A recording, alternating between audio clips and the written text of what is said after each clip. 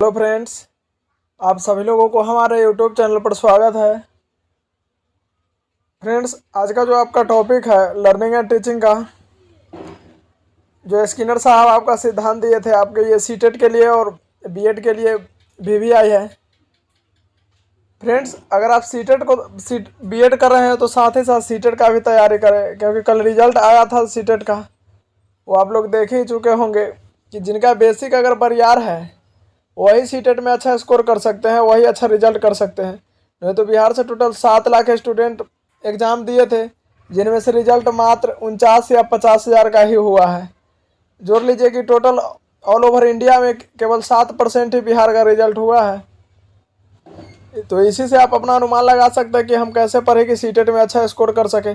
तो इसके लिए आपको डीपली में थ्योरी स्किनर साहब का हुआ, पॉवलोव का हुआ, या जो भी मेन सिद्धांत है उसको पढ़ना होगा, थ्योरी को समझना होगा कि क्या इस थ्योरी में बता रहा है, एग्जाम में कैसे इसको पूछेगा। तो वही उसी के बेस्ट पर ये आपका जो टेस्ट जितना भी जो पीडीएफ आपको डला रहा है उसी के बेस्ट पर सब आपका सीटेट का ही बेस्ट पर डला रहा है। साथ ही साथ बीएड के लिए तो इम्पोर्टेंट है ही। देखिए, लर्निंग एंड टीचिंग बीसीसी 3 में आपका ये 10 नंबर का क्वेश्चन पूछता है कि स्किनर के सक्रिय अनुबंधन सिद्धांत की विवेचना कीजिए। यानी कि स्किनर साहब का क्या इनका सिद्धांत क्या था उसको व्याख्या करने के लिए पूछता है। तो यहाँ आपको एकदम सिंपल आसान भाषा में आप बताया गया है इसमें। फ्रेंड्स, अगर आप चैनल पर पहली बार है तो चैनल को सब्सक्राइब करें तथा अन्य दोस्तों को भी शेयर करें, ताकि उनको भी बीएड या सीटेट से कुछ हेल्प हो सके, वो भी अपना सीटेट क्वालिफाइड कर सके। तो आइए देखते हैं कि इसमें क्या बताया गया है। सबसे पहले क्वेश्चन है कि स्किनर के सक्रिय अनुबंधन सिद्धांत की विवेचना कीजिए। उसके बाद नीचे उत्तर लिखा हुआ है, उत्तर में बताया गया है कि स्किनर का सक्रिय अनुबंधन सिद्धांत क्या है, उसका नीचे व्याख्या किया गया है। बताया गया कि स्किनर साहब जो थे अमेरिका के वैज्ञानिक थे। अमेरिकी मनोवैज्ञानिक स्किनर ने सीखने की प्रक्रिया के स्वरूप को समझने के लिए सर्वप्रथम अन्य मनोवैज्ञानिकों द्वारा किए गए प्रयोग के निष्कर्ष पर सिद्धांत का अध्ययन किया। इसमें बताया गया कि जो स्किनर साहब थे वो पहले और मनोवैज्ञानिक के द्वारा जो किया गया था एक्सपेरिमेंट, यानी कि जो सिद्धांत प्रस्तावित किया गया था उसी के अनुसार ये भी अपना एक सिद्धांत दिए थे।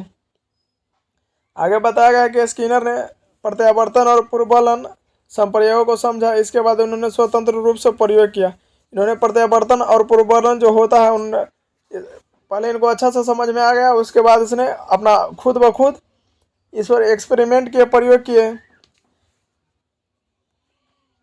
देखिए, स्किनर साहब का प्रयोग किस चीज़ पर प्रयोग किए थे। जैसे पॉवलोव थे तो पॉवलोव कुत्ता पर किए थे, वही स्किनर साहब का देखिए ये चूहा पर और कबूतर पर एक्सपेरिमेंट किए थे।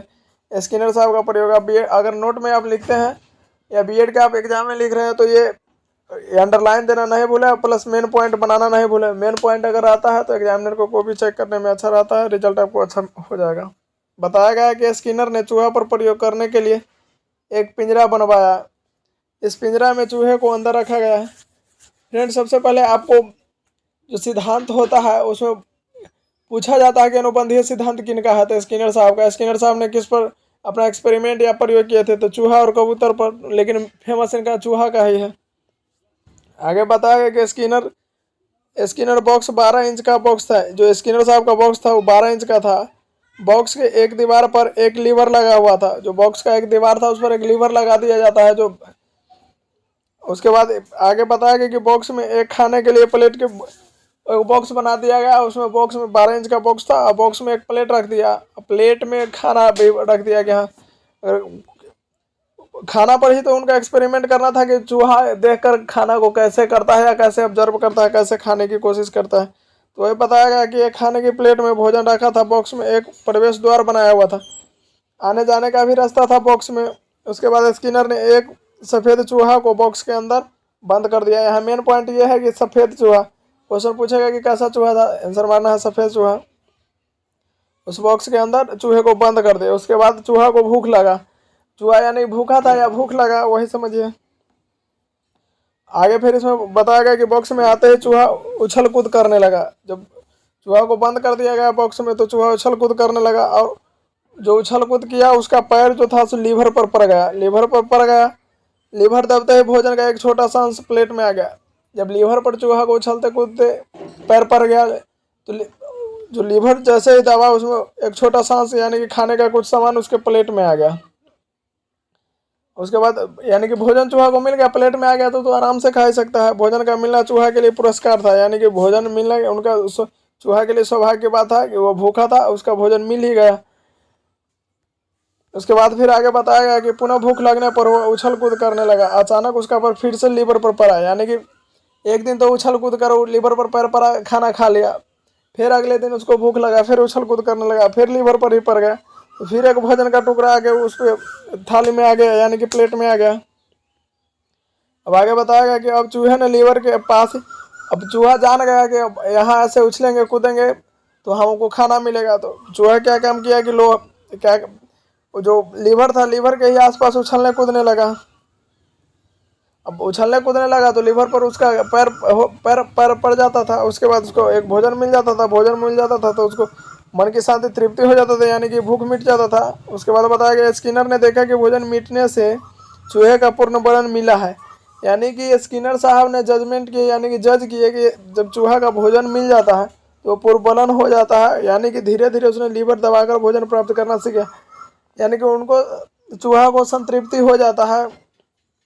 उसके बाद कबूतर का एक्सपेरिमेंट देखे तो इसका ये जो टॉपिक था, इसका जो चूहा वाला टॉपिक था, शॉर्ट में एक बार फिर से समझ ली कि स्किनर साहब एक बॉक्स बनवाया 12 इंच का। 12 इंच के बॉक्स में उसने एक आने जाने का प्रवेश द्वार भी बनवाया, और प्रवेश द्वार में उन्होंने लीवर भी लगवा दिया लीवर में। उसके बाद भोजन रख दिए, भोजन कहीं अलग था, यानी कि कहीं किसी कील में लगाकर फंसा दिए थे, क्या कहता है उसको, पिंजरा के अंदर ही। अब चूहा उछलने कूदने लगता था तो भोजन गिर जाता था प्लेट में, प्लेट में भोजन खाकर चूहा मस्त हो जाता था, यानी कि उसका संतृप्ति हो जाता था। तो वही देखे कि चूहा जब पूरा खाना खा लेता है तो उसको पूर्ण बलन हो जाता, तो यही पूर्ण बलन का उन्होंने सिद्धांत दिया था। आगे कबूतर का प्रयोग है, कबूतर का प्रयोग भी कुछ इसी तरह से देखिए। इसमें बताया गया कि कबूतर पर प्रयोग, इसमें स्टार मार्क दे देकर लिखिएगा। पहला था चूहा वाला तो चूहा को स्टार मार्क दीजिएगा, उसके बाद यहाँ कबूतर वाला है तो कबूतर वाला का एक्सपेरिमेंट स्टार मार्क दीजिएगा। बताया गया है कि पिजन पेटिका में एक दीवार पर कबूतर के सिर की ऊंचाई पर एक बटन लगा था, यानी कि पिजन पेटिका का मतलब कि गाँव देहात के भाषा में आप समझ ही रहे होंगे, दरगाह। दरगाह में एक दीवार पर कबूतर के सिर की ऊंचाई में, यानी कि उसका जो सिर कबूतर का जहाँ तक वो एडजस्ट कर पाता उसके ऊपर एक लाल बटन लगा दिया गया था।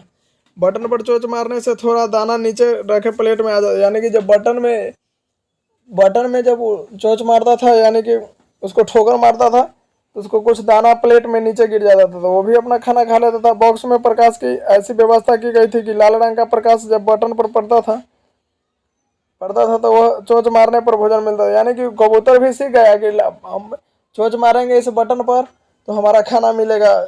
बार बार चोंच मार मार कर अपना खाना पूरा करने लगा, लेकिन इन्होंने भी कबूतर का दिमाग चकरा दिए। पहले था लाल रंग का, उसके बाद अब इन्होंने नीले रंग के बटन लगा दिए कि ले तो खाते रहो। नीले रंग का प्रकाश पड़ने पर भोजन नहीं मिलता था। जब लाल प्रकाश होता था, यानी कि रेड पर चोंच मारता था तो भोजन मिलता था, नीला पर चोंच मारता था भोजन नहीं मिलता था। वही बताया गया कि स्किनर ने एक भूखे कबूतर को बॉक्स में डाल दिया। कबूतर इधर उधर चोंच मारता रहा, लाल रोशनी पर जब उसने बटन पर चोंच मारी तो उसे भोजन मिल गया। वही बताया कि जब रेड पर मारता था तो भोजन मिल जाता था। उसके बाद आगे दिया गया है कि जब नीला पर मारता था तो उसे भोजन मिलता ही नहीं था। कबूतर ने द्विभ्रमित हो गया, यानी कि उसको समझ ही नहीं आने लगा कि किस पर मारे तो हमारा ये भोजन प्राप्त होगा।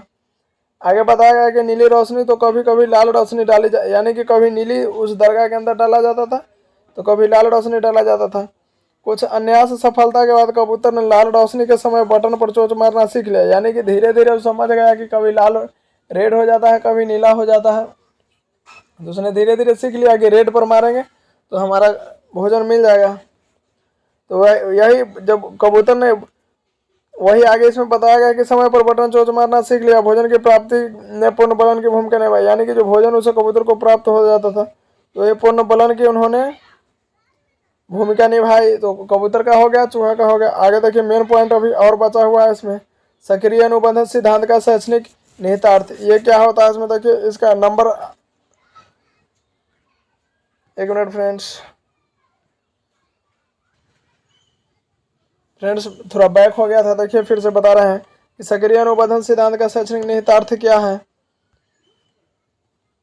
इसमें बताया गया है कि आप नंबर बाय नंबर देकर लिखिएगा, 1 नंबर 2 नंबर 3 नंबर ऐसे करके लिखिएगा। इस सिद्धांत का प्रयोग करके अध्यापक बालक के व्यवहार का विकास ऐसे कर सकता है जो सामाजिक रूप से वंचित और स्वीकार है। दूसरा नंबर आपका पॉइंट है, से बालक को नवीन विषय वस्तु सिखाने में सफलता होगी।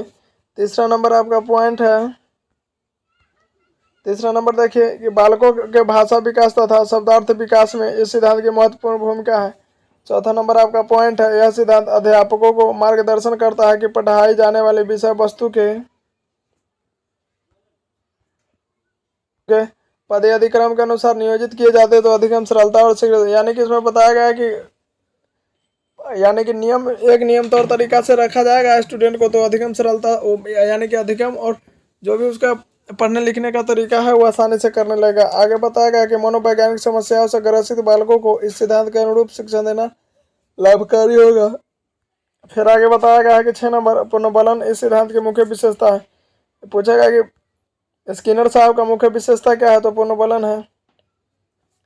7 नंबर आपका पॉइंट है, प्रयोग के माध्यम से स्किनर ने सिद्ध किया कि परिणामों की प्राप्ति संतुष्टि है। संतुष्टि अधिगम के लिए प्रेरित और उत्साहित करती है। फिर आपका आगे है सक्रिय अनुबंधन सिद्धांत की सीमाएं, यानी कि इसका लिमिट कहाँ तक है, लिमिटेशन इसका कहाँ तक है, कहाँ तक ये जा सकता है। बताया गया कि इस सिद्धांत में शिक्षा की उदयता होते हुए भी कुछ सीमाएं हैं जिसकी आलोचना समय समय पर होती रही है। जैसे 1 नंबर में आपका ये एक ही है, सक्रिय अनुबंधन से सीमाएं इसमें एक ही दिया था, एक ही नोट में है तो एक ही बता रहे हैं। सक्रिय ने आप है तो इसमें और 4-5 सीमाएं हैं इसका, लेकिन एक ही मेन था तो मेन एक ही बता रहे हैं आपको। स्किनर ने अपने प्रयोग चूहे और कबूतर पर संपादित किए और इन्हीं प्रयोग के आधार पर सक्रिय अनुबंधन सिद्धांत का प्रतिपादन किया। अतः कुशाग्र बुद्धि वाले बालकों पर यह सिद्धांत लागू नहीं किया जा सकता है। यहाँ बताया गया है कि जो मंदबुद्धि बालक है उसी पर इस सिद्धांत को लागू किया जा सकता है, लेकिन जो अधिक इंटेलिजेंट लाइक स्टूडेंट है यानी कि जिनका बुद्धि अगर तेज है तो उस पर ये एक्सपेरिमेंट काम नहीं करता है, वो बच्चा ऑटोमेटिक पहले से तेज रहता है। फ्रेंड्स, तो आज का ये टॉपिक आपका समाप्त हुआ है। मिलते हैं किसी नेक्स्ट वीडियो में। अगर आप हमारे चैनल से नए हैं तो चैनल को सब्सक्राइब करें तथा अन्य दोस्तों को भी शेयर करें। फ्रेंड्स, कमेंट जरूर करें, नोट के बारे में ज़रूर कुछ सजेशन दें कि कैसा नोट है, कैसा है इसका वीडियो। अगर वीडियो आपका कुछ धुंधला सा हो रहा है तो आप वीडियो का क्वालिटी बढ़ा लीजिए, उसके बाद वीडियो को देखिए। नोट है तो आप अपना नोट कॉपी में या जो जैसे है वैसे पार्ट 1 2 का, पार्ट 1 हो या 2 हो, दोनों का आपका नोट मिल जाएगा। हमारे व्हाट्सएप ग्रुप है, व्हाट्सएप ग्रुप में आप लिंक से जाकर जुड़ सकते हैं। उसके बाद टेलीग्राम पेज भी है, उसे भी आप जुड़ सकते हैं। फ्रेंड्स, मिलते हैं किसी नेक्स्ट वीडियो में। Thanks for watching this video.